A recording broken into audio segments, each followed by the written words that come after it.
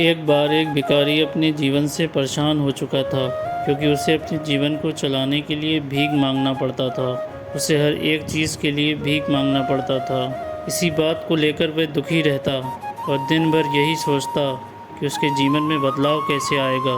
ये सोचकर वह निराश हो जाता। वह हर दिन देखता कि बहुत सारे लोग निराश होकर, आंखों में आंसू लिए लोग और विभिन्न चिंताओं से परेशान लोग गौतम बुद्ध की तरफ जाते, और वापस लौटते समय वे लोग बहुत ही खुश होते थे। वह भिखारी ये नहीं समझ पा रहा था कि गौतम बुद्ध उनके साथ ऐसा क्या करते थे कि वे बेहद खुश हो जाते थे।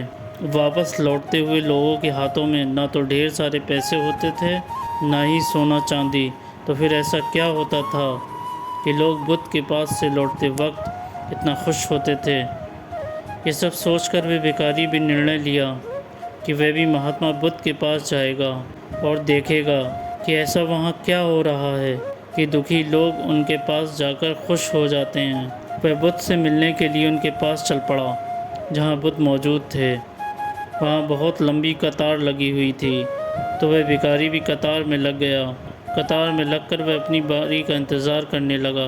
देखते ही देखते उसकी बारी आई और उसने बुद्ध से कहा, बुद्ध, मैं बहुत ही गरीब हूँ, मेरे पास कुछ भी नहीं है। मुझे अपना जीवन चलाने के लिए भी दूसरों से भीख मांगनी पड़ती है। अब आप ही बताइए कि मैं अपने जीवन को कैसे बेहतर कर सकूं। ये सब सुनकर बुद्ध ने कहा, तुम गरीब नहीं हो, क्योंकि आज तक कभी तुमने किसी के लिए कुछ भी नहीं किया, ना ही तुमने कभी किसी को दान दिया, ना ही तुमने दूसरों के लिए कुछ किया।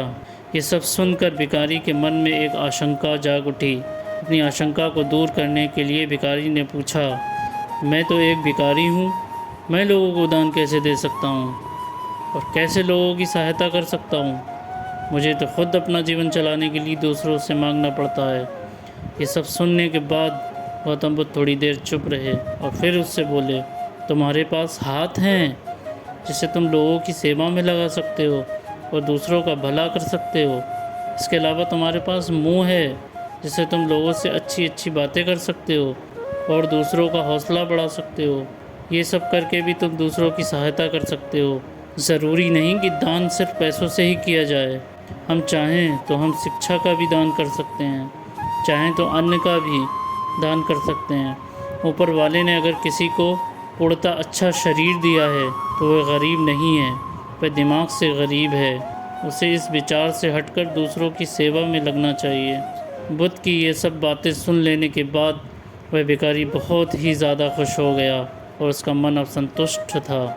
तो कहने का मतलब ये है, मोरल ऑफ द स्टोरी ये है, हम सब इस बात की चिंता में समय बर्बाद करते हैं कि हम गरीब हैं, लेकिन ये सत्य नहीं है।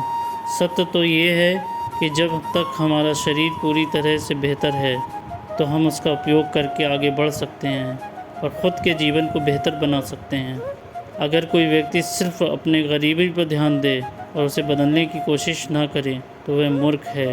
इसके अलावा हमें इस कहानी से ये भी सीख मिलती है, दान सिर्फ धन का नहीं, शिक्षा, भोजन, अच्छे विचार आदि का भी किया जाना ज़रूरी है। अगर आपके पास धन नहीं तो आप दूसरों को शिक्षा का दान कर सकते हैं, या फिर आप दूसरों के लिए अच्छे विचारों का भी दान कर सकते हैं। इससे समाज बेहतर होता है।